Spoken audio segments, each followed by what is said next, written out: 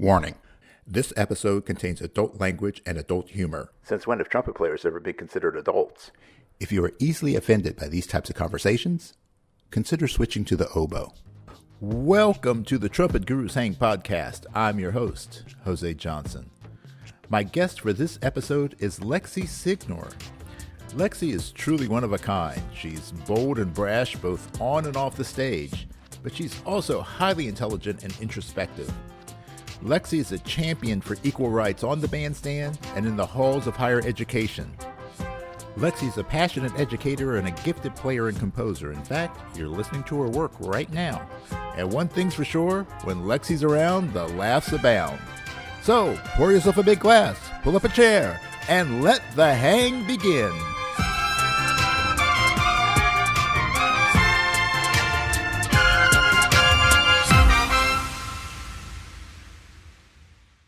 Welcome to this episode of the Trumpet Gurus Hang, and I am joined by my good friend Lexie Signor. Lexie, hello. Sup, girl? You know, two-letter word indicating direction. Normally it's the opposite of down, but lately I'm not entirely sure. So this is interesting because you are the first repeat guest here on the Hang. I feel special. You are very special. So for those of you who don't know, when I first started planning for the Hang, which was pre-COVID, if there was such a time, it was like way in BC, before COVID. My first guests were Lexie and Jay Webb. And we actually did that. That was the first episode that I actually recorded. I pre-recorded it, and I was scheduling for the release. And I didn't realize at that time that, you know, the world was going to go sideways. And so we only did an audio recording. And my thought was, as we went on with the Hang, it was just going to be me going out to different places and sitting down and doing these audio podcasts. Now it's turned into a video thing. So I never had any video of you. So, you know, I figured we need to see that smiling face. Hi! Hi, world. Thanks for having me back. Yeah, you know, and besides the fact that you're always just a great hang. So I try. Yeah. The only bad part is that we can't go out and get something to eat. Dude, for real. I just made a pretty bitchin' quiche. So that's what I was finishing as you were like, oh, hey, let's do the thing. And I'm like, I'm going quiche. Yeah, well. So, hey, it's all good. It's all good. So how are you managing because right now we're in I thought it was bad at the beginning of this, but it's way worse. So, I mean, how are you managing with that? In general, I'm doing really well, actually, because I had already been teaching online privately, the sort of switching back and forth and then Zooming, like half Zoom one day, half in person the other, and like the next day. I tend to roll with the punches a little bit better than most just because I've had more practice doing it, I think. It's a lot bit weird to just not have a ton of human interaction, although Indiana State has been 100% in person this entire time. And that has actually been the thing vexing me. It's just that we're all sort of in danger constantly. And, you know, the powers that be just don't see this as a problem. And it very clearly is. So that has been challenging, to be lenient with my students, but not so lenient that, you know, they get away with murder. You know, it's a terribly gray existence. You know, it's just, you gotta be right in the gray zone a lot of the time. And so, yeah, in general, I mean, school's going well. I've got a lot of side projects that have actually gotten done now. So that's nice. No, the dissertation isn't done yet, but I do have really cool interviews lined up that will help me finish that project. So yay. Hey, it's the small victories. It's small victories. We just got to take those. Yeah, before we started rolling, you were discussing what you had there in the class. So why don't you share with the rest of the Hang what you've got in the class? Absolutely. So I didn't even know this existed. My friend Kelly, she is the equipment specialist here. She is a musicologist. She's an incredible music historian. She and I hang out pretty frequently. I mean, especially before everything kind of shut down a second time, we would do like weekly hangs. And she was like, "Oh, I'm gonna bring sipping cream to your birthday hang." And I'm like, what is sipping cream? That sounds like a euphemism. Like, I'm not sure I need a jar of that in my life, really. And she's like, no, it's moonshine, but they make like a cordial out of it. And yes, I have an entire giant glass of cordial. If that's any sign of the times, I think this is 2020 in a glass. Yeah, but it's moonshine and it tastes like banana cream pie. I got to get some of that. I got to get some of that. That's really do. I'll let you know what the company is. I can't think of it off the top of my head, but yeah, for sure. We'll have to put it in the links. So anybody who's interested in finding that, they're based in Gatlinburg, I guess. So that we're that close, so maybe we'll get a deal with them or something. They'll give us some swag. I'd be so into that. They've got these really cute like brown mason jars that they sell this stuff in, and each mason jar, like every flavor, has its own like little like old timey animal mascot. So it looks like those sketches from the Farmer's Almanac when they would draw animals and such. Right. It's in that style. It's really cute. So cool. Maybe we'll get some like cool sipping cream swag. Yo. Hey, so I was, I keep up with you, and see what's going on in your life. And I was so stoked to see that you have been selected to do a TEDx presentation. Yes. So let's talk about that. Not a problem. So the talk ended up being, well, let me start at the beginning. So an email came across my inbox from the Women's Resource Center, and I get a lot of emails from a lot of different places on campus that are basically saying, hey, we're doing this thing, come be a part of it. Hey, we're doing this thing, come be a part of it. And I just generally don't have time for everything. I try to do what I can, to just be present on campus and such. And this one came across my desk, and it was, we're looking for speakers for this TEDx presentation as part of the Women's Resource Center to draw attention to the, strong and innovative females that are working within our university. And I thought, okay, I've got things I could say. I've got things I could talk about. Let me try this on for size. And it actually came at a really perfect time because recently, and this is even since you and I talked, recently I have been diagnosed with autism. And I'm obviously like really high functioning. I can look people in the eye. When people hear autism, they're like, but you can't have autism. You're so social. And it's a spectrum. Everybody exists in a different place. But anyway, I've been sort of processing this recent diagnosis through therapy and such. And after the diagnosis, the rest, like some of the gaps in my life sort of made sense. I was like, oh, now I know why that is. But I thought about it. And when I had sort of reached like a meta perspective on the autism regarding the trajectory of my career over the years and why things had happened the way they had happened.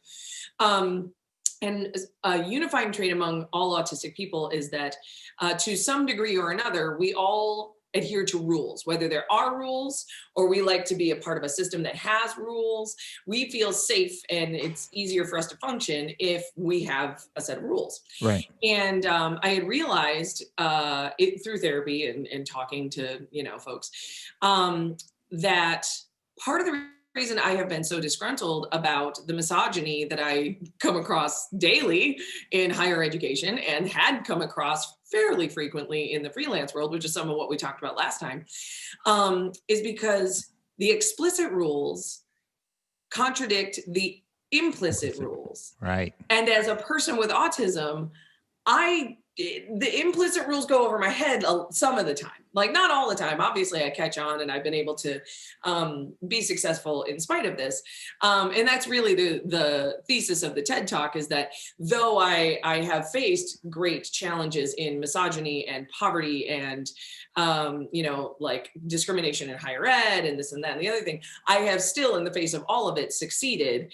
Partially because of the autism. Like, I just don't see when people are being passive aggressive. I'm just like, okay, you're weird. I don't understand why you're doing that, but okay. Yeah. And it had been chalked up to tenacity by many of my teachers and mentors up until this point. They're just like, you are fearless. And I'm like, well, thank you. Isn't everyone, Yeah. And so having gotten the autism diagnosis, now I understand so much more about why I was able to persevere in the face of all of these obstacles. And that's really what the TED Talk ended up being about. Oh, well, that's awesome. I mean, that's a big revelation. So thanks for being so upfront. No, I mean, yeah. The thing is, Am I anybody, not? yeah, anybody who knows you knows that you just, I mean, you're an open book. So, Yeah. and honestly, that's great because the spirit of what I'm trying to do is just kind of pulling back the curtain for people so that they can see the artist as the real person, and that's warts and all. And I think that the things that make us great are often the things that we've had to overcome. You are So so right. Yes. And that's one of the goals of the Women's Resource Center in having this TED Talk, is to highlight, the positives of all of these, whether they be disabilities or they're obstacles, whatever they are, highlighting, minorities, women being the large, group. But they also had many women of color, many non-binary people. There was a lot of representation in that group of women. And I think that's really important. I mean, not just to have women, but to have a diverse group of women mhm. is a very important thing to do. The more we can be visible and the more people can see that people from all walks and all backgrounds can be successful, the more likely it is that they will believe in themselves. Yeah, yeah, that's cool. I hate the fact that we have to have discussions about women's rights, the rights of the non-binary, the whatever, race, religion, whatever. I hate that we have to have the discussions. However, we have to have those discussions, and We have to represent, and we have to keep bringing it up until we reach a time where it isn't an issue. yeah, And it's still an issue, so we're going to keep bringing it up. yeah. So if you don't mind hanging on this diagnosis thing for Not at just a all. couple minutes, so your ability to process it, because I know you've been pretty open about the fact that you've had ups and downs with your level of just being depressed and anxiety and stuff like that, and and at this point, who's not? Uh, Exactly. but now that you're able to look at things in retrospect, I know you said that a lot of things made sense to you. Um, what are some of the key things that where you look back and go, yeah, that was the sign, and if I had known, because the reason I want to ask you that is because I know that there's somebody listening to this that's dealing with this as well. And maybe they don't know they're dealing with it, but it's like, what can you say for yourself that maybe will give some insight to other people, and ways they can deal with their issues as well? I am so glad to talk about that. And I'm really glad that you asked, because um, the term Asperger's syndrome is not even used in our current mental health. The DSM-5 is what they call it. It's the mental health manual. And it's so my particular place on the spectrum is no longer diagnosed as its own disorder. It is just another place on the spectrum. And so um, there are many different kinds of flavors of autistic people. But one of the things that makes my particular instance very unique is that Asperger himself actually, in his research, stated that it is impossible for women to have autism. It's impossible, he said. And therefore, in modern mental health and psychiatric discussions, it was never actually researched. They just said, oh, well, he says it's that way, so it has to be that way. And so there are probably millions of women who are not diagnosed as having autism. And part of the reason that we are so rarely diagnosed is that part of being autistic and part of being very high functioning is being able to assimilate into your surroundings, and not only to understand the actions and body language and facial expressions of the people around you, but to mimic them and use them in a way that makes sense. So one of the things that, oh man, I love telling this story. One of the things that was like a huge light bulb moment for me, in retrospect, regarding my ability to understand other people's emotions, happened when I was in high school. I was attending the Interlochen Arts Academy, and if you've ever attended the academy, you know that every camper goes and stays in these cabins. There's 12 people to a cabin, and they're all, you know, all the boys are on their side, all the ladies are on their side. And so I was in this cabin with 12 other girls, and there's like a 30-foot distance between, you know, like the sleeping area and the showers are all individual stalls, but you know, they're on the other side of the cabin. So you have to walk across the cabin to do your thing. And so I grew up in poverty. So I had never experienced this type of setting, and I didn't know about any of the rules about like, oh, you bring your clothes with you so that you can like change, and then you don't have to show anybody your junk on the way back out.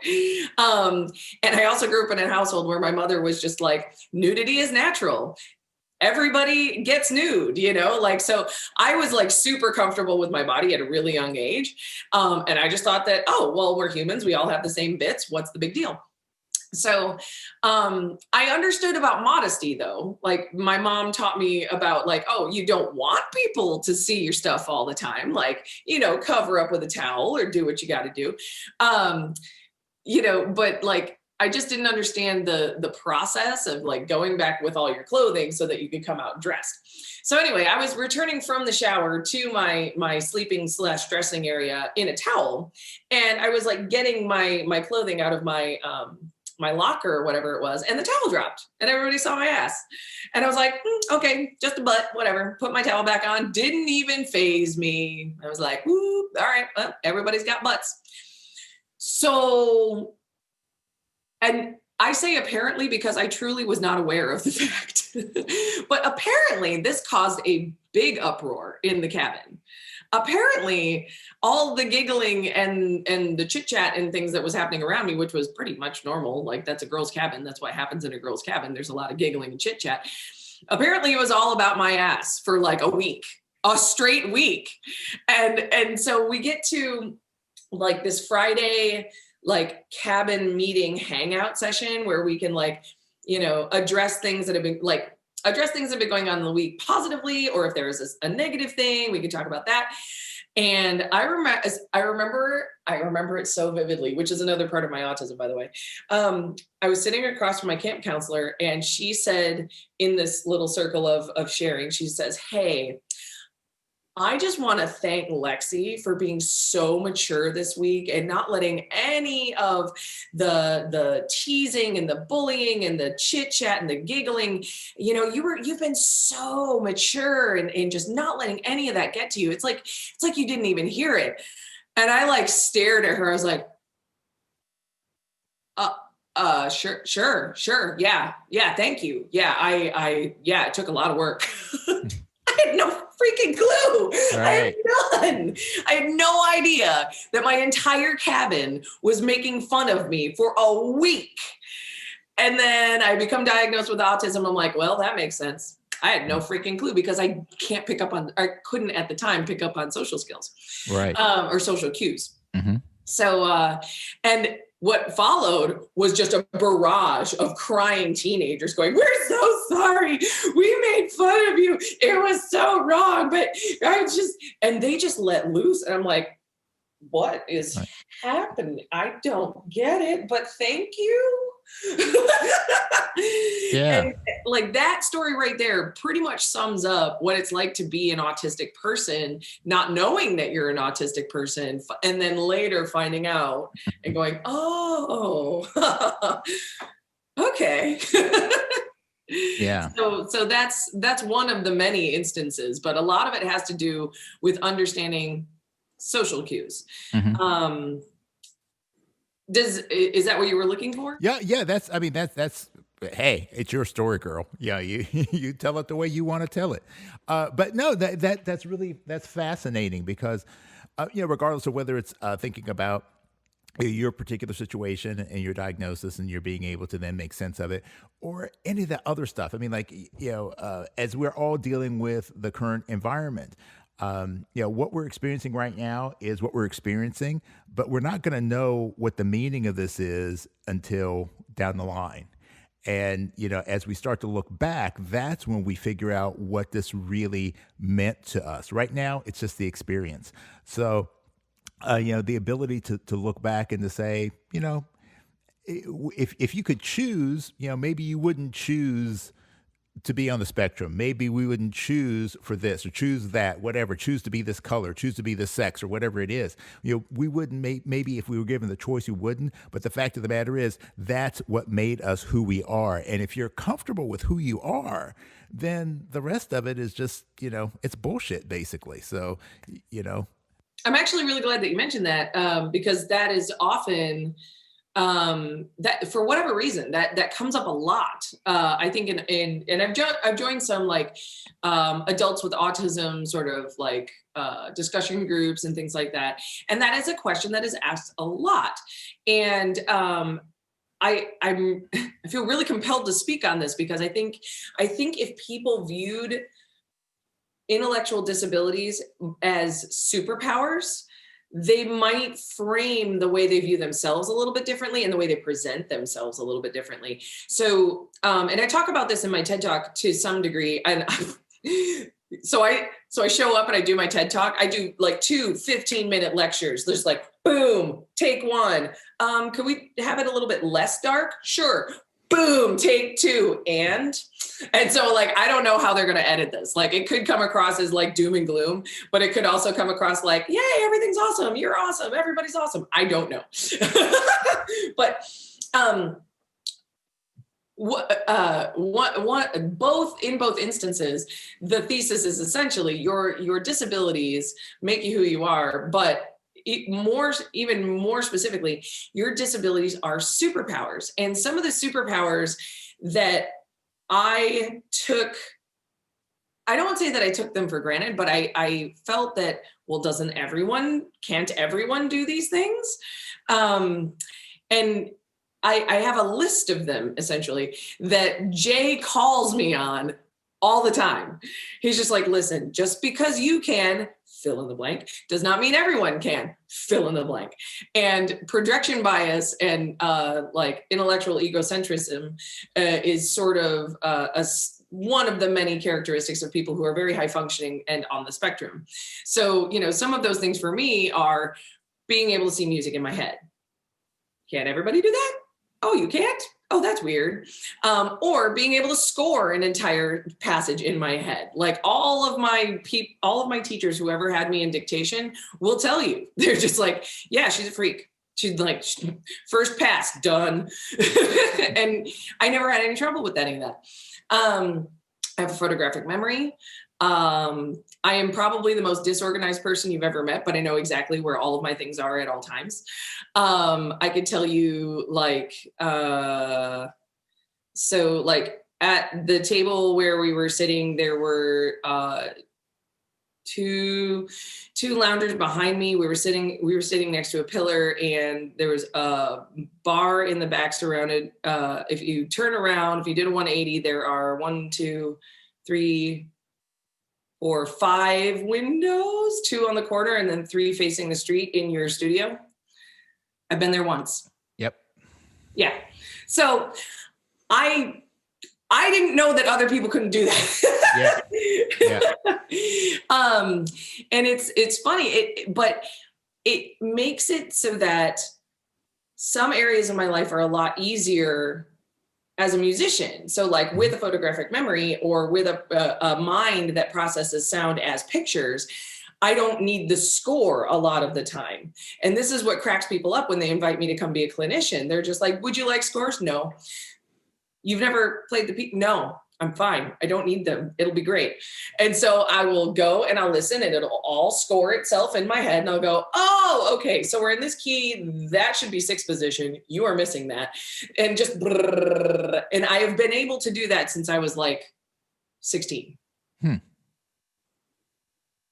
So is it a disability or is it a set of superpowers? Yeah, absolutely. Yeah, have you done any reading on synesthesia? Mm-hmm. Yeah, so that's a really interesting thing to think about, because I've read a lot of papers about that, and that there's this conjecture that there is a relationship between that and some level autism, and one of the ones that comes up a lot of times is what we call perfect pitch. And the crossing of the synapses, so that you're not processing sound in the same portion of the brain that everybody else is processing sound. You're processing in either a visual, or it could be in you could taste sound. So it's like all these different things, and the brain is just so freaking fascinating. It really is. And it's like, the thing that I love that you said is you think about it as a superpower, because you think about any superhero, and I'm a big superhero geek. That the thing about that makes superheroes so cool is that they do things that the normal person can't do. But yet, when we're normal, whatever normal is, and I can go into a whole rant about, how normal doesn't exist. So can I.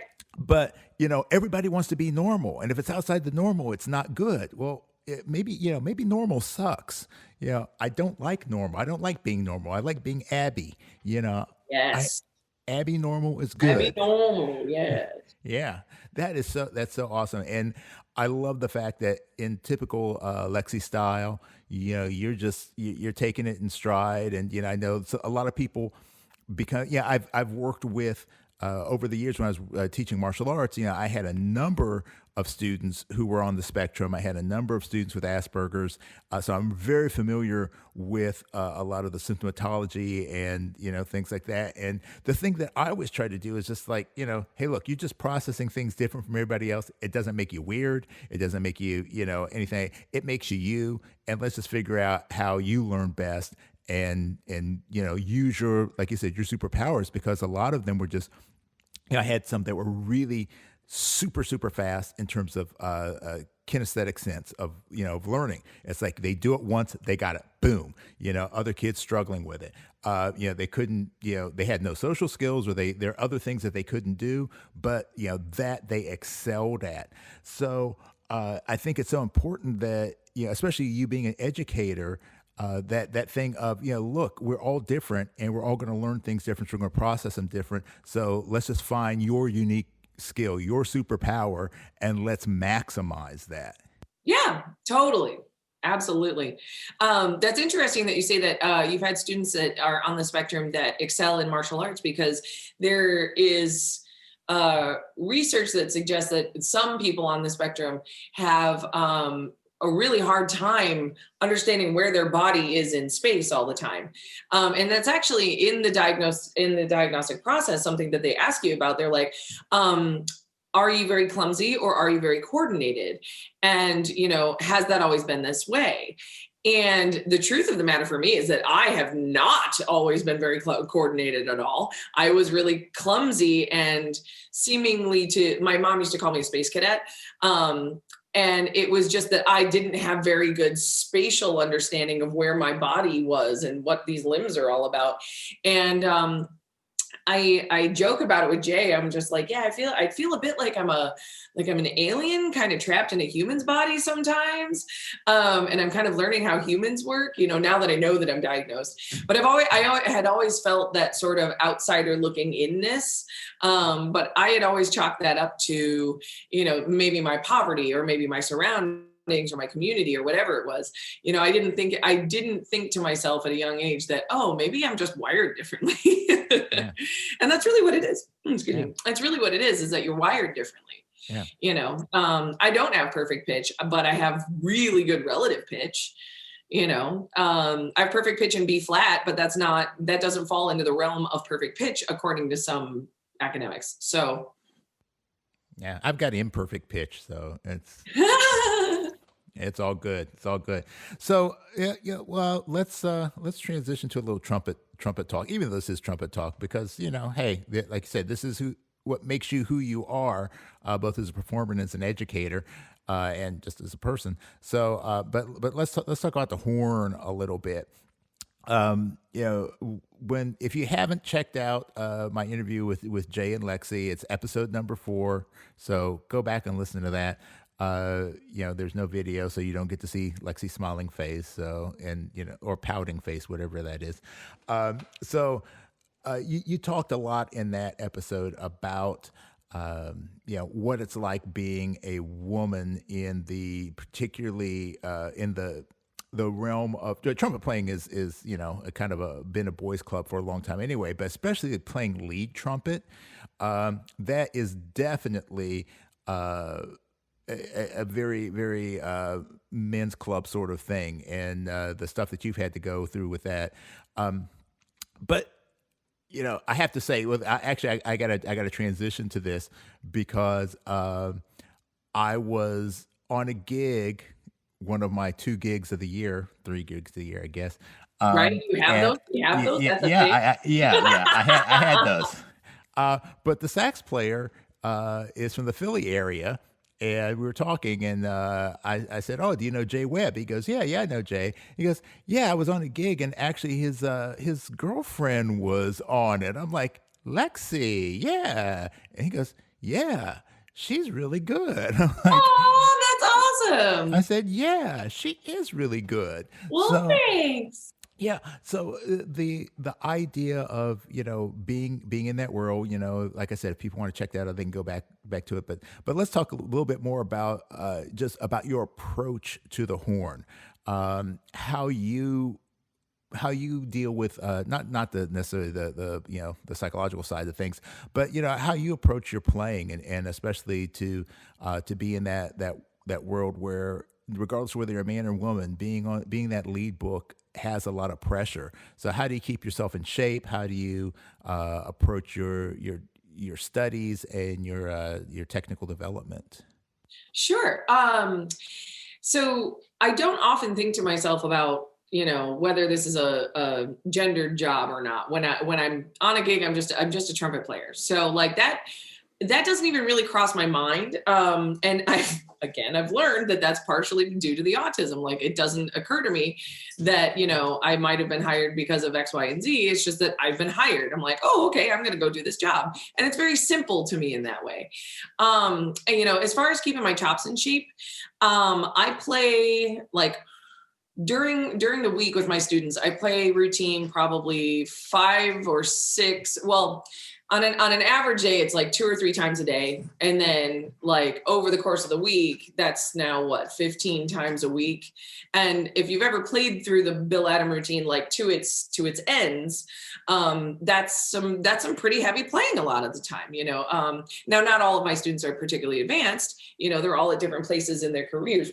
Excuse me. So we're all working on, we can only get so far in the Bill Adam routine, and that's fine. And that's where they are. But, you do that 2 or 3 times a day, plus, excerpts and solo work and all of that fun stuff. And you tend to just sort of get iron chops after a while. What I have to work on, probably more diligently than most things, is just flexibility and technical ability about the staff. I tend to do like a lot of Clark studies up the octave. I'll take the Arbin's art of phrasing, the little art of phrasing bits. I'll play those up an octave, and I'll just work to play beautifully in that register and be able to navigate all of those intervals and things in a musical way. By the way, I'm petting my dog. He's being a pest. So that's what this is. Anyhow, so a lot of it is about musicality in that register, but also about flexibility in that register. Those Clark, if you do Clark 2, up an octave or up 2 octaves, there's no excuse to not, play a correct interval at that point. It's just like, that exercise so well, you're not going to gack anything. Right. So it's safe, but it also gives you a psychological setup of like, oh, well, if I can do this, then I can do that kind of deal. Clark 2 is not the only example of that, but that's just, one of many things that sometimes I'll use to just like dust the old cobwebs off. The other thing I really like to do, and this is just pure fun, but it's good to just sort of get your ears around it again and do it, is I will grab just YouTube, and I'll put it on. I have big Bluetooth speaker in my office, and I mean, it is loud, like super loud. And I'll just put on like a YouTube track of like Michael Jackson or Bruno Mars or like Earth, Wind and Fire or something. And I will play with the band and I will dance the part, because if you can dance and you can feel the time here, you're not going to screw up the time here. And it's good for your cardio. Like, it's good to get your heart rate up and get your muscles working, because they're going to be working on a gig anyway. But just sort of doing the job while not doing the job, practicing it in an athletic way, allows you to be very comfortable, especially during a pandemic when we're all just sitting down doing nothing. It allows you to be really, a dynamic performer, but also like an in shape human being, playing trumpet on a gig. I love that kind of practice. And I do it with my students too. It's really fun.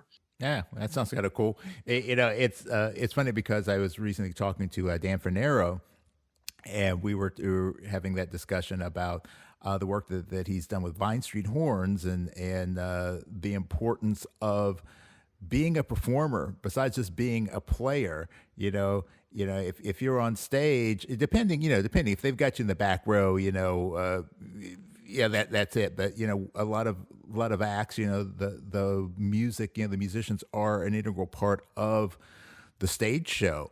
And you look at like Bruno Mars and Justin Timberlake, things like that. Yeah, if you can't dance and play trumpet, you are not getting that gig. Yeah, exactly, exactly. So it was real interesting, and I know that you and I both have spent more than our fair share of time playing in party bands. Yes, so, I miss it. I feel like blasphemy to say so, but I miss it. Yeah, you can't be in a brick house band and not have a few moves you can step out with. So. Right. Oh my gosh. And let's not even like talk about salsa bands, because if you can't dance in a salsa band, you will definitely not get hired back. Yeah. Exactly.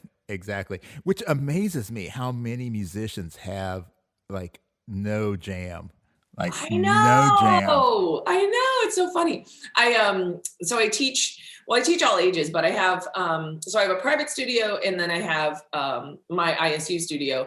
And I have one student who somewhat overlaps. He is a college age student, but he is not a part of my ISU studio. He's college age student that's part of my private studio. So he gets to study basically whatever he wants, because he's not beholden to juries.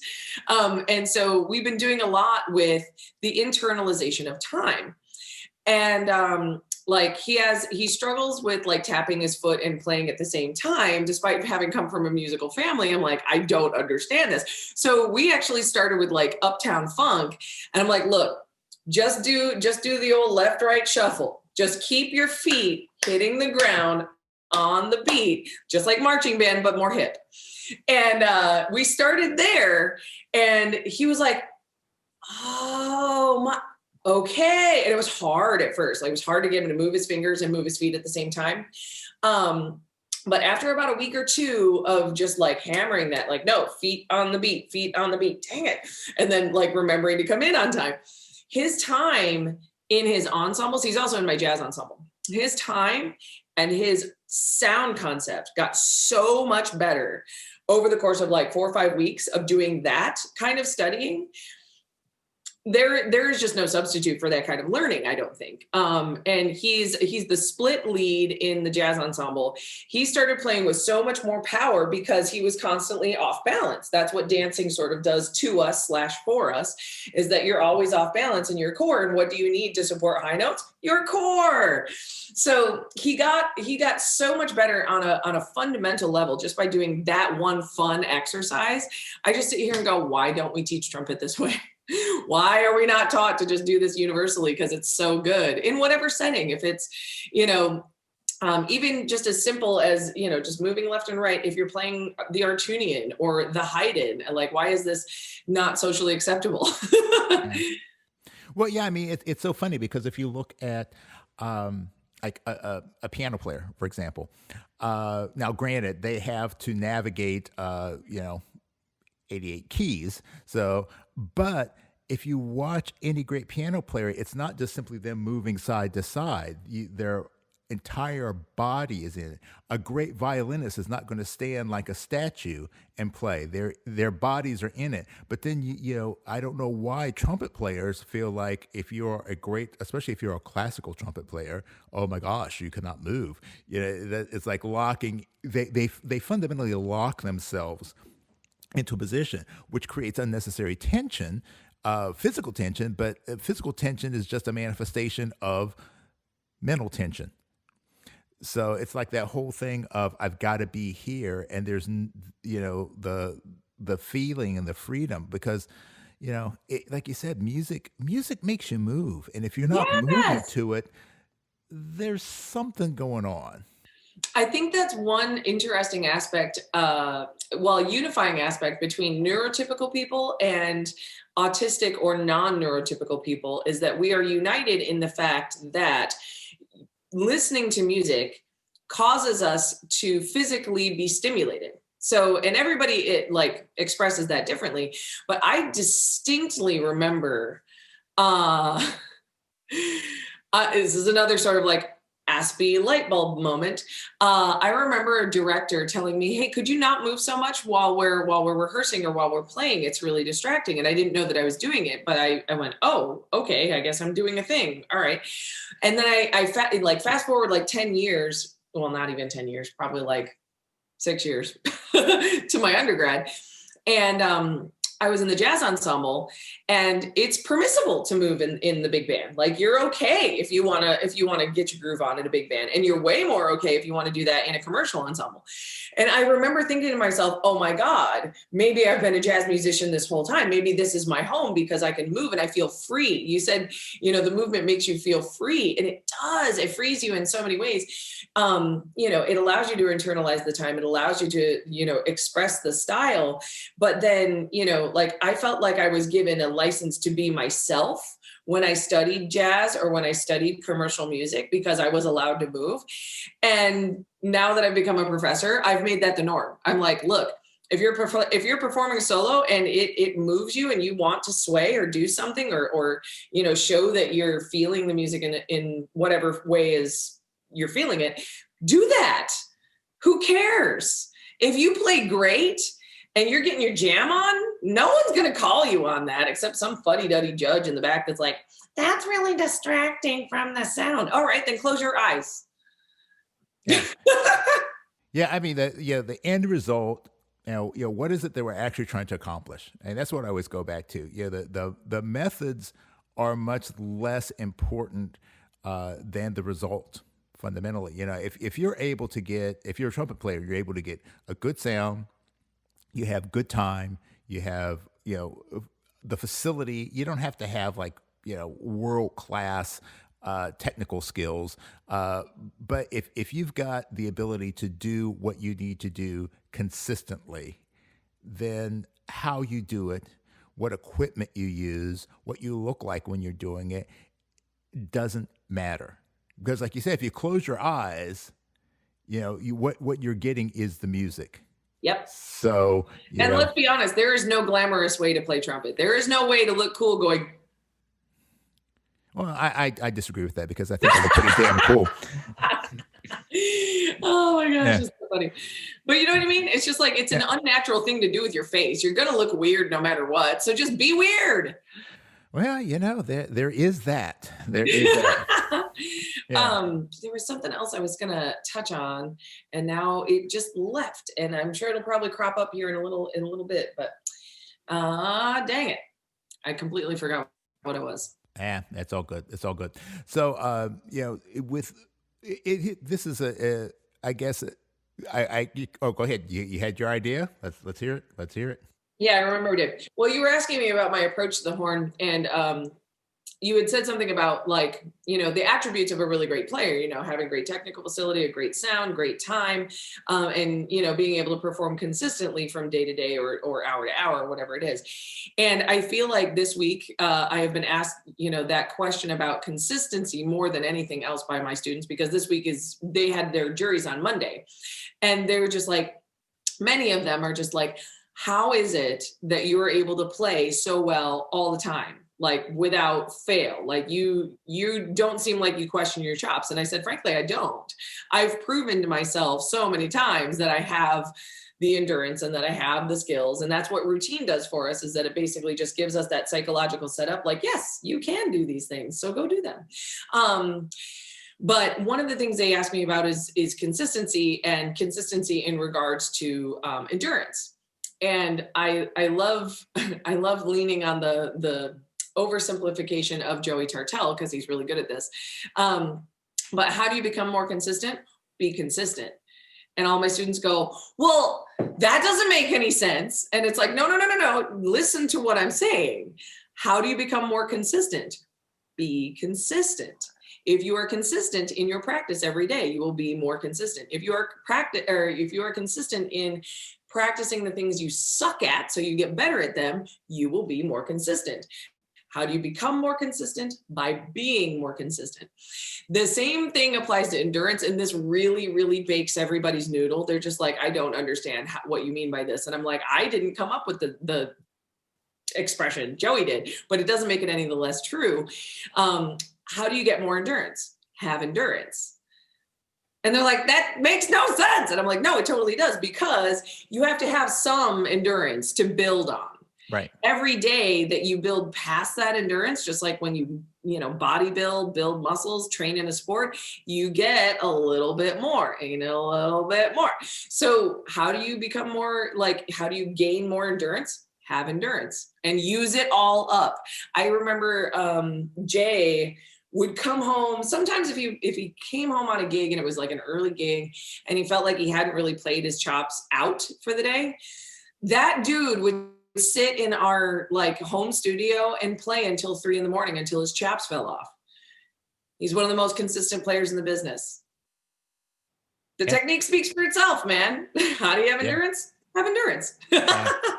Well, I was actually having that conversation on that last gig I was on, talking to the sax player, and I said, I just... Can you say who it was? I kind of want to know. Yeah, Jay Davidson. Oh, I love Jay. Yeah. Jay's a hoot. Yeah. Good cat.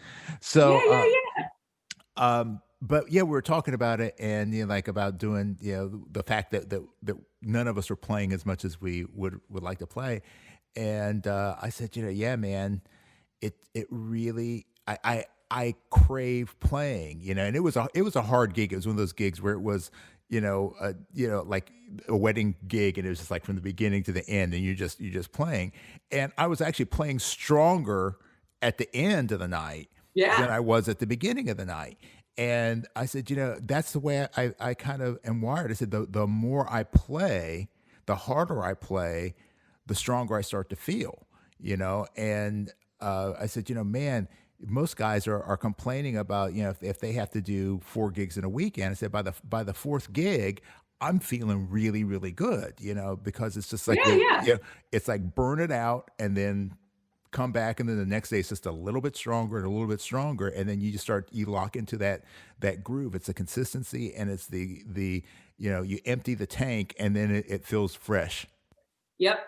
Well, to your credit, though, I mean, your study of martial arts has probably made you a much more efficient recovery sort of player. You'll play yourself out, but you probably have yourself figured out physically to a point where you're what you need to do to recover. I can't stress that enough with my students. It's like, okay, this is a 2-way street. You can play yourself into ground beef. That's fine. But you have to know how to recover. You have to know how to take care of your body to reset it and do it again, or else you're going to end up with chop failure. Yeah. Well, that's actually why I have tequila. So, well, what's funny about that gig scenario and having 4 gigs in a weekend and all of that. I mean, I can't speak for all trumpet players, obviously, but I love the pain. I love it when I get on a gig and I'm like, ooh, it's a little spicy. Ooh, let's do the spicy. And I get all excited about it because I'm like, oh, I have those chops. I can do that. Yeah, let's get in here. Let's dig in. I actually really enjoy that. And I actually have you ever played so hard that you go to sleep? Well, so hard and so late that you go to sleep and you wake up and you're still warmed up? Yeah. I love that feeling. I'm just like, yes, I did the good work. Yes, I am strong like bull. Strong like bull. Yes. Yeah. Well, that's an interesting aspect of playing, and I think that the people who have really taking trumpet playing to the next level, they have. It's not that it's just about the music. It's just they have an innate understanding or developed understanding in a lot of cases of their bodies. They know. And it's not like oh man, my chops are feeling off today. It's they're aware of their body. They're aware of their breathing. They're aware of how they are in space and all of those things, because we're a holistic system. So you can't just think about the chops or think about the fingers or think about, there's so many things that are going on, so many moving parts, and they seem to be innately aware of how all those pieces come together. And, I think that a lot of times, especially for younger players, and I'm sure you're seeing that in your position as a collegiate educator and also having your own private studio, that, a lot of people are just like, well, just show me how to play high, or show me how to play fast, or show me how to, do this, and not wanting to think about all of the other components, including things like you're saying, like moving, like nutrition, like, staying hydrated when you're in a gig, or getting enough sleep, or, all the things that actually start to affect your endurance and affect your consistency. Mm-hmm. I mean, I think that's a 20-year-old thing too. Like, I did dumb stuff when I was 20 as well. You just, you learn, you mess it up, you learn, you fix it. It might take you some years to fix it, but we all do it. Yeah. And I will say this though, like my studio at ISU, I give all of my students the option of playing routine. It's always an option to play routine. It's never a requirement, because,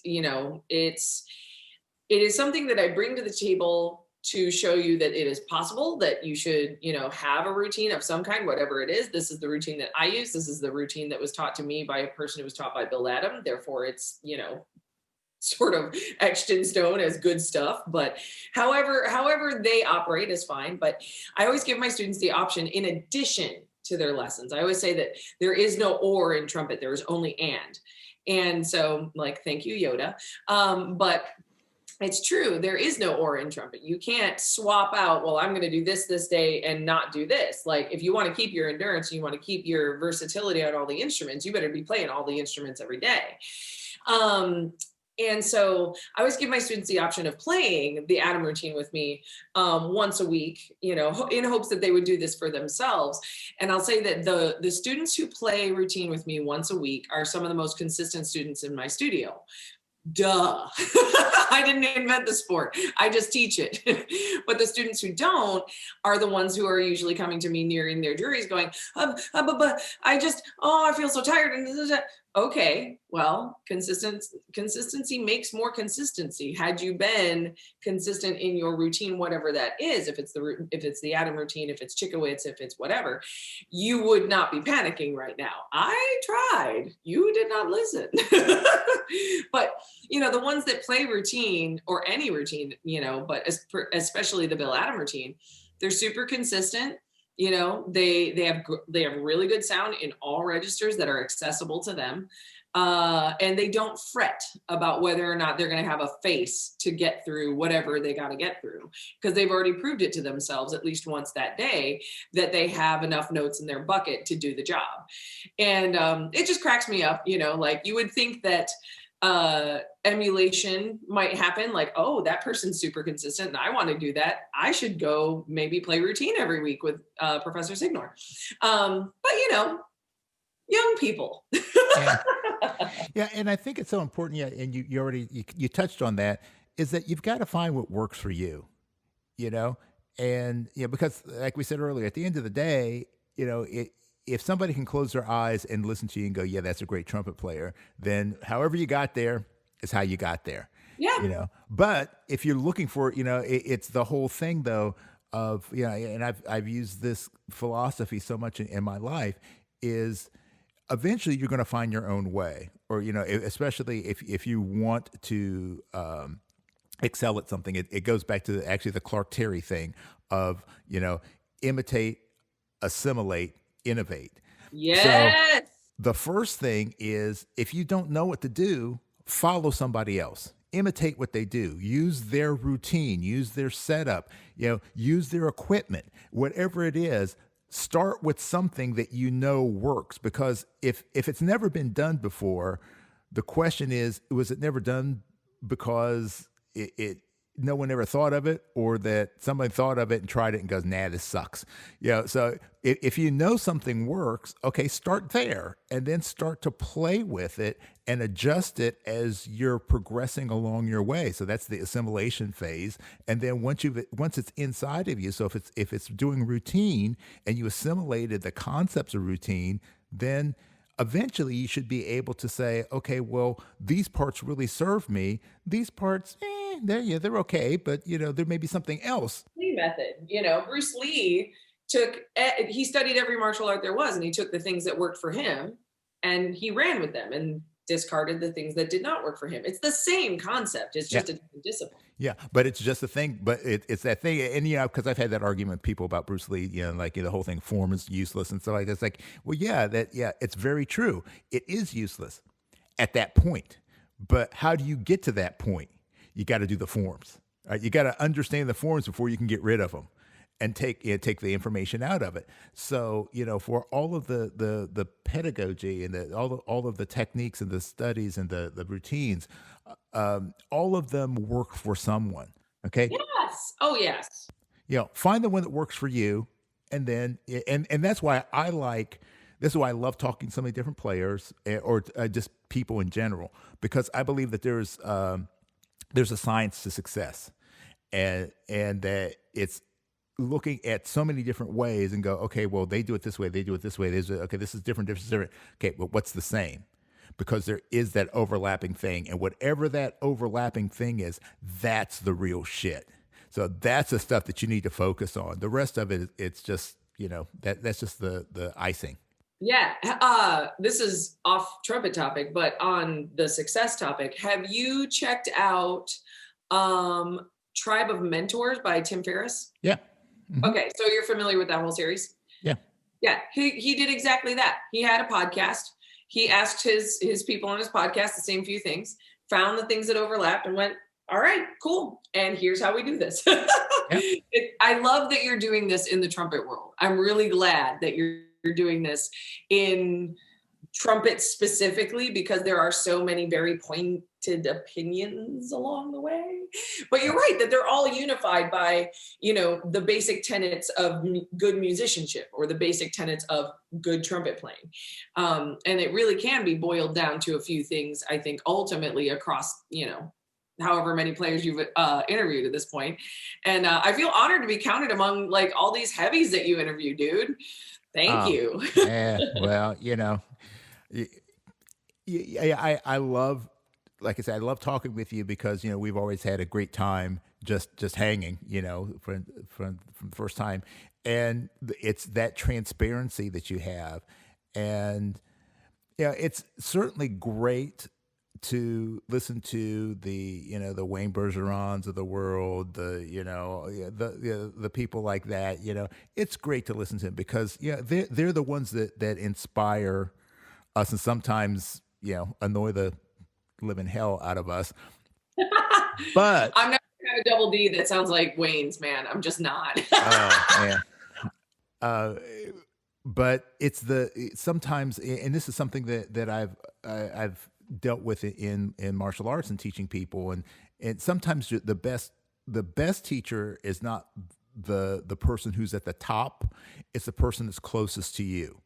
So whether they're one step or two steps or three steps ahead of you, it's easier to relate to that person, and they're closer to your struggles and they can help you a lot more than somebody who is at the top of the mountain. So I think that the more people that I can interview on different levels of their journey, as we're all moving towards greatness, that's where you're going to get a lot of the stuff. You're going to see the people that have attained that high level. You're going to see the people that are edging towards it. You're going to see the people at the beginning of their journey, and somewhere you're going to find somebody that you can resonate with, and it's going to inspire you on your personal journey. Yes, absolutely. And I'm really grateful to be featured more and more often. And I think this TED Talk is probably going to hopefully, get that to happen even more often than it is already happening. But, I think back to, 11-year-old Lexie in the middle of Northern Michigan who just picked up a trumpet and was like, hey, I'm pretty good at this. Woo, I'm really good at the thing. And I didn't have any women to listen to, like at all. Not my band director didn't even know of female trumpet players that I could listen to. There was one really outstanding female trumpet player in the area. Her name's Ev Woodchick. She was a band director when I was in middle school and high school. She's since retired and teaches privately. And, she was it for me. She was like my lady trumpet player mentor when I was in middle school and high school. But, I didn't know about any pros at the time that, I could really look up to and go, oh, I want to do that. Not to say that there weren't people in the 90s doing that, because there obviously were, but it's just that my perspective being in Northern Michigan and in a small school district with a band director who was unaware of these people made it so that I was unaware of those people. And, I'm grateful for the chance to share my story and to share my perspective, because maybe there's another tiny person in the middle of nowhere who is picking up a trumpet and going, oh, that person's like me. I can do this. This will be fun. And then they'll go do it. And hopefully the world will be a better place. Yeah, well, it's that identification thing. I mean, that's so critical that you got to find someone that you identify with, because that's going to give you that moment of like, yeah, I can do that. And some of it's ego driven, but it's ego in the positive way, because I'm like, okay, yeah, if they can do it, I could do that. I'm not going to let them show me. I'm going to, but it's that little motivation to work, because, if you're always looking at things like, if you're a woman and you don't see any other women playing the kind of music you want to play, and all you see are males, or in the case, or maybe there's just white males, or maybe it's just whatever it is, you see that and you go, well, I can't do this because I'm not like that person. Like, if the top 10 trumpet players in the world are white males and you're a woman of color, you're going to go, I can't do that. So, I mean, that's why. So the times that we're living in right now, this is so amazing, regardless of people's political slants. But, like the fact that well, hopefully by the time this episode airs, that they've, settled who actually won the election. There's a woman of color in the White House. Yeah. Oh my gosh. So the day that they called the election, I was coming back from the grocery store, and I had asked one of my trumpet students, she's my dog sitter, and I needed some extra help around the yard and the house and stuff. And I had asked her to come by and help me with some stuff. And I had left to go get supplies to help, like, in the yard and whatnot. And I came back and I couldn't even get the stuff out of the car. I'm like, there's a woman in the White House. I was like so excited. And not only is there a woman in the White House, but she's a woman of color. And Mike Pence just lost his job to a woman. Okay. Let's just be happy about that for a minit. No, but it's a thing. So even for, like, we go back to the Obama administration, whether people agree with his politics or not, hey, that's on you. But for a large majority of, Black Americans to be able to say, hey, I can relate to the president of the United States. For once in my life, I can relate to the person that's in the White House. So having, a woman, I think that's so important, that when people in high positions, whether it be, obviously the president is the president, vice president, that's pretty big stuff. Uh, Highest office in the land. but I mean, it's the playing lead trumpet with the jazz ambassadors, or being in whatever position it is. When you can see somebody in that position that you can relate to, that makes all the difference in the world, because you opened up the door, like you said, you open up the door for someone else who is going to be able to say, hey, this is something that I can do, and you never know where the next great player is going to come from. So that I think I try to take that.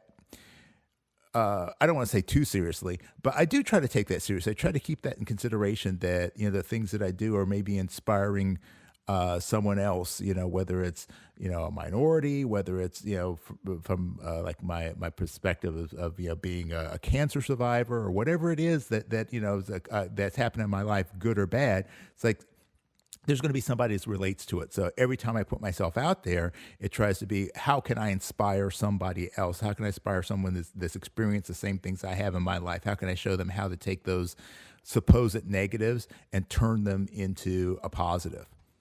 Oh yeah. Yeah. I mean, negatives can be such incredible motivators. I mean, I think you and I probably have a similar list, or a similarly long list anyway, of, the times that, we came up against obstacles that would shut other people down. And I personally, and obviously you do too, just go, not today.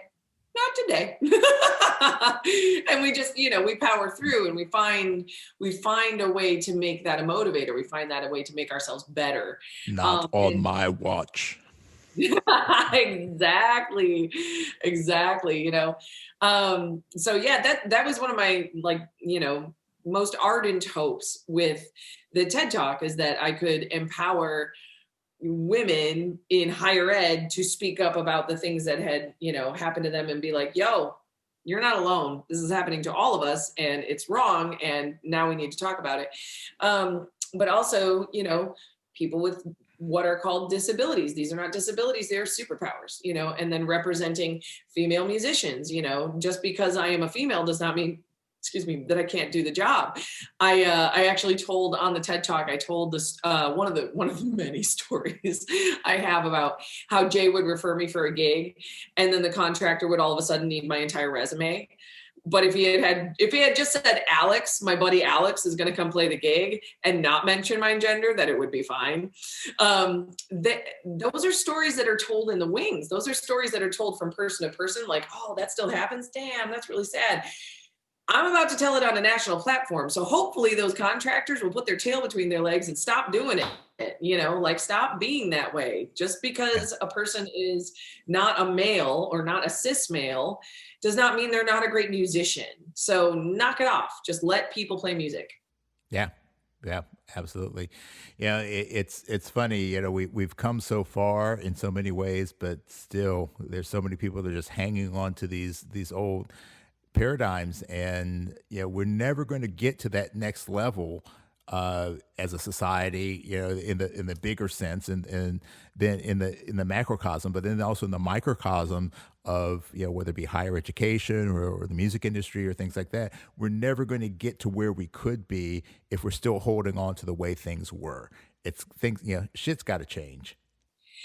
I agree, and I think the more courageous we can be in telling our stories, those of us who have exemplary stories to tell, or even, just any story, whatever. It doesn't have to be a particularly exemplary story. That's silliness.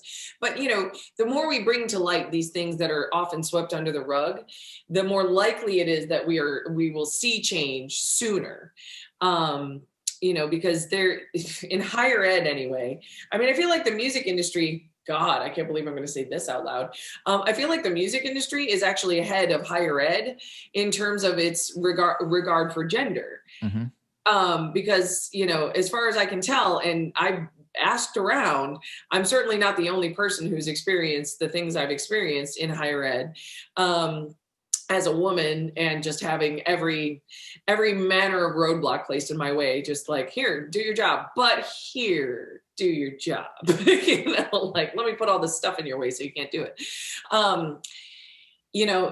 Those are the stories that people are afraid to tell because they're afraid of retaliation because we don't have tenure. And it's just like, at this point, it doesn't look like I'm going to get tenure anytime soon. So I may as well just blow the whistle on you guys. And maybe, just maybe, me blowing the whistle will draw some like attention to this, and maybe it'll change because I don't have tenure. So it's not like I have anything to lose necessarily, but, I kind of would like to still make a living, it puts you in a unique position to blow some whistle, to spill some tea. Yeah. Let me ask you this: and this has maybe something to do with the sexual discrimination that goes on in higher learning, but not particularly. I mean, but here's my thing on this. I feel like the educational system, whether it be the music educational system or just the general educational system, is really broken. You can start me on. Don't get me on the soapbox. Yeah, I will sit here for another hour and a half, and I will talk about this. We might have to have a third visit, Lexie. I know. You're so right. So, okay, one of my jobs at the university is to teach intro to music education. And in this course, I outline all of the different teaching philosophies and different ways various psychologists and educators have come to organize the educational art and best practices regarding music education. In almost every lesson, I have to say, okay, even though this is the best practice, even though this research says this, it will probably not apply in your classroom because of this administrative BS. And like my class just goes, but why? Why can't we just do what's best for the students? Why is that not an option? No, it's totally an option. I'm just saying that there's going to be an administration somewhere that is probably going to try to get in your way about it. And you're so right that education is broken. And I actually just had this discussion with one of my private students who is an aspiring music educator. And we were talking about how the pandemic has really demonstrated to our society at large how broken the system really is. When your entire life depends on you shipping your kids off to a teacher to be a daycare person, to be a counselor, to be a parent, to be all of these jobs, y'all don't pay teachers enough. And I love how many people went from teachers are saints, we don't pay them enough, oh my gosh, this pandemic, blah blah blah, to another shutdown. No. I'm not spending another minute with my kid. Oh no. Oh, isn't that interesting? Maybe you should have done some parenting in the first place, and then that would not be an issue. But when you farm out your parenting to people who are not actually parents, that's what you get. So there is that aspect of the broken system. But the other thing about education in this age that we're living is that we've gotten away from teaching what it is important for each person. And the education system at large, teaches how to pass standardized tests, because the goal of education is no longer to build a holistic, like a whole person. Right. 12 years. Like, it doesn't really matter whether or not you remember the quadratic equation. What matters is, can you balance a checkbook? Yeah. Can you change a tire and maybe make your breakfast that morning? Like, those things have been ripped away from our school system. In the elementary ages, they are taking away recess. It is a fundamental human need to move. It is a fundamental human need to interact and be a part of a community and build friendships. That's what recess is for. Like, And that, in my opinion, is what has really led education astray, is they've taken the humanity out of it. Mm-hmm. And I think what this pandemic has really taught us is that when we are given the option to be humans again, we thrive. And the people that are going out of their way to educate others online or to take classes online, whether they be dance, whether they be martial arts, whether it be science, math, robotics, whatever, they are finding deeper human connection in those spaces because they are not, overshadowed by some sort of government entity that says that they have to pass a standardized test on whatever it is that they're studying. They're just studying because they like it. Yeah.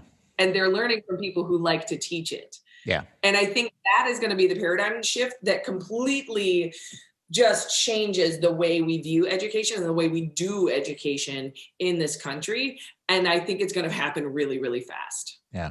Well, I mean, it's so interesting because, you look at all the different parallels, again, the kind of the microcosm and macrocosm of things that, whether it be, the government or whether it be the universities, which they have a lot of parallels there, honestly.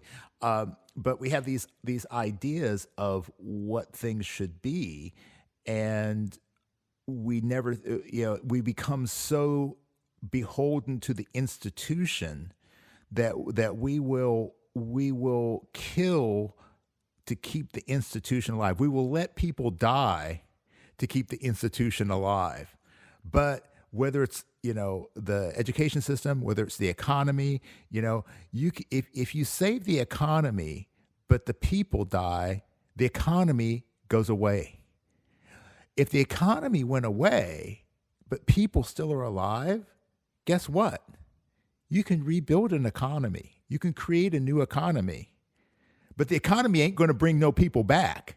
Oh yeah. And imagine rebuilding an economy full of people who are well-trained and concerned with the well-being of their fellow people, imagine what that might be like, Nah, we don't want to do that. I know. It's so human. Oh my gosh. The person who identifies as an intellectual alien who is like trying to understand humans and put here, out of place. That's one of the many ironies of this. Yeah, damn snowflake. I know, right? Oh my God. No, but that's the thing. And I say, like, if we go, bring everything back into our little universe of Trumpet, so many people and talking about like routine and things like that. So many people get locked into this tradition. They get locked into, well, this is the way it was, and this is the way it was before that, and then we're going to maintain this, and not seeing that there's a level of evolution. I try to avoid these conversations as much as possible. Well, not these conversations, but like online when people are posting things about like equipment. I try to stay out of those as much. Gosh, don't even. Yeah, but someone had posted something about, well, why are people so enamored with, changing mouthpieces, and the old greats, you never saw them change mouthpieces, and of course that started a whole shit show of this person did blah blah blah. And my thing is, well, if you've been playing the same mouthpiece for 20 years, okay, if it's working for you, okay, that's fine. But the question is, has your body and have your abilities changed in those 20 years? Because if there's been some level of change in the system, something else needs to change. It doesn't mean it has to be a drastic change, but how many people have gone through? They had to change mouthpiece sizes, like Bud Herseth. You have something happens. He had an accident. Okay, that's why he played a bigger mouthpiece. It wasn't because that playing a 1C is the magic bullet for being an orchestral player. It's because he couldn't play. He physically could not play on the size that he was playing on before that. Right. Yeah, I agree. And the other thing was availability. There's like that historic context, there were not nearly as many boutique companies available, 50, 60 years ago as there are now. So the options have changed. Why would you not use that to your advantage? That's just silliness. Yeah. Regarding the sort of the preservation of the old system philosophy, we find that, I mean, I think anybody under the age of 40 in higher ed would likely chime in and say, yeah, we can't train musicians in the same way that we could 20 years ago. 20, it's more than that now. It's like 40 years ago. You can't be a one-trick pony anymore. Like that's where trumpet pedagogy was at the turn of the century. Like, oh, you're a classical player or you're a jazz player. And if you're a jazz player, you don't go to school, you just go play jazz. If you're a classical player, you go to school and you study with these teachers and you get lessons in these places and then you audition and then you get your job and then you live happily ever after as an orchestral player. That does not happen anymore. You are damn lucky if it ever happens. Yeah. And so we as collegiate educators are not in the business, or should not be in the business, of making clones of ourselves if we are of that ilk. We need to make players who are versatile, who can survive in this current musical economy.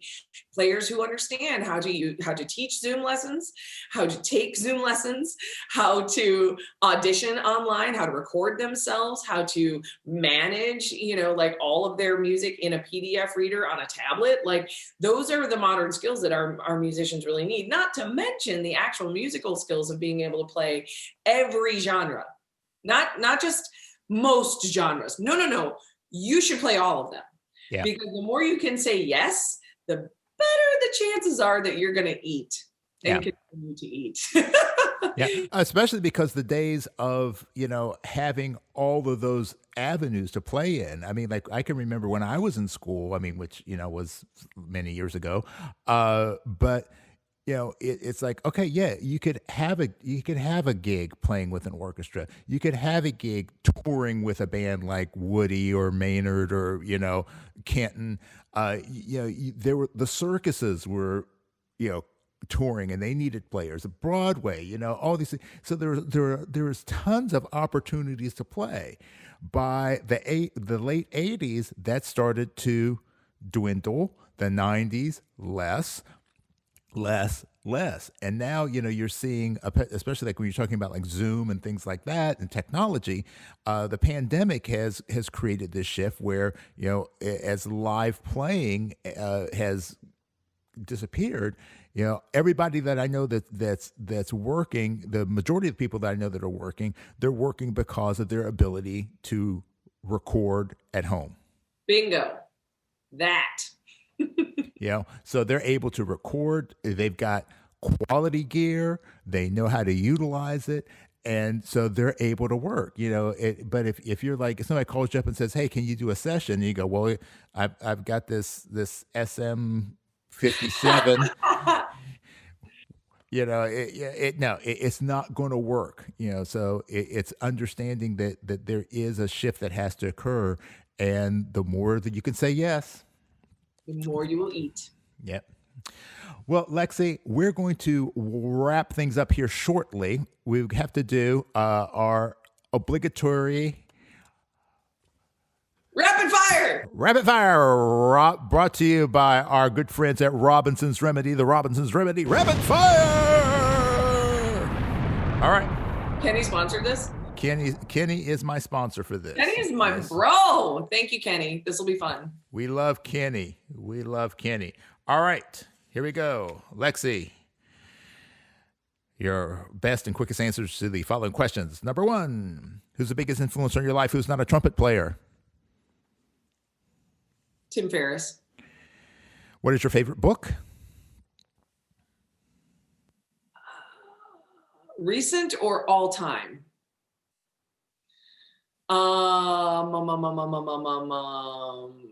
Favorite book. Most influential book is The Power of Love by Rhonda Byrne. Okay. What's the worst movie you've ever seen? Oh boy. Repo, the Genetic Opera. Okay. Terrible. All right. Recommend if you want to just laugh and cry, just like at how awful it is. Okay. All right. If you weren't a trumpet player, what would you want to be? An attorney. What's your favorite drink? Manhattan. You could have a dinner party, invite any 3 living people. Who would they be? Said living. Living. Now my whole deal is shot. 3 living people. Bette Midler. Obama.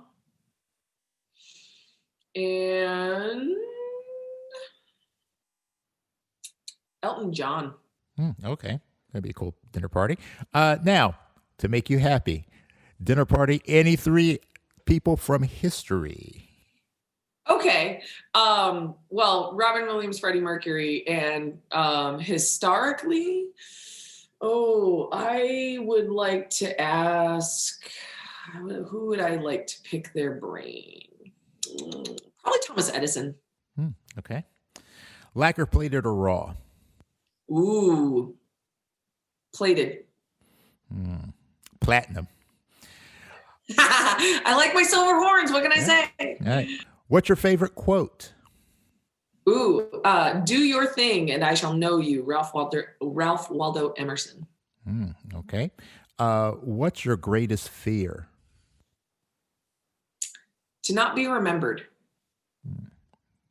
You could only have one superpower. What would it be?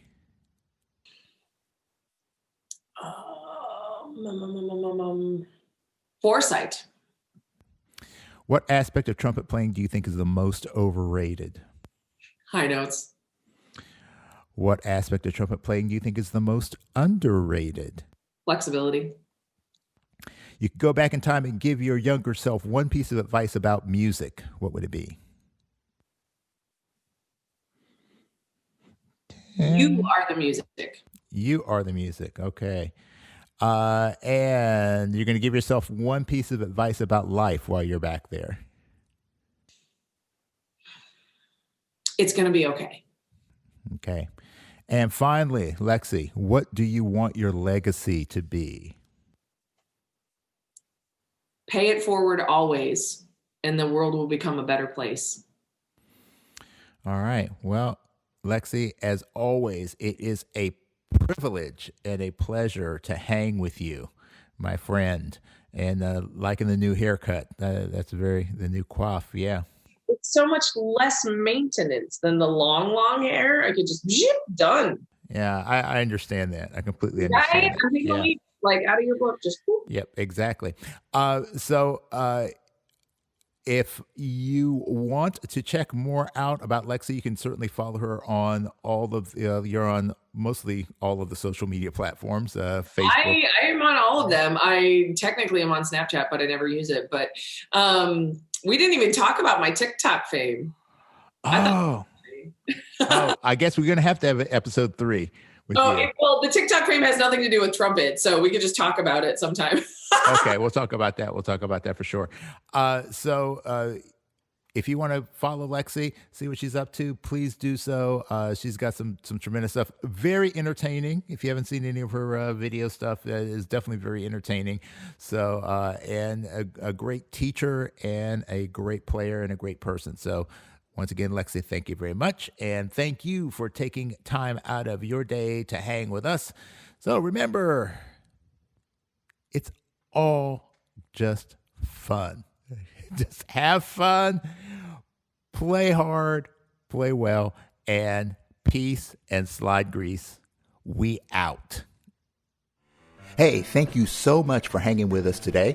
This podcast is all about creating connection through our mutual love for the trumpet life. I hope that you learned a few things about today's guest and had some laughs along the way. Don't forget to give us a review. We love those 5-star ratings. And please share this podcast with your friends. We want to see our hang grow for show. Have a suggestion for a future topic or a guest? Hit me up at thetrumpetgurus@gmail.com.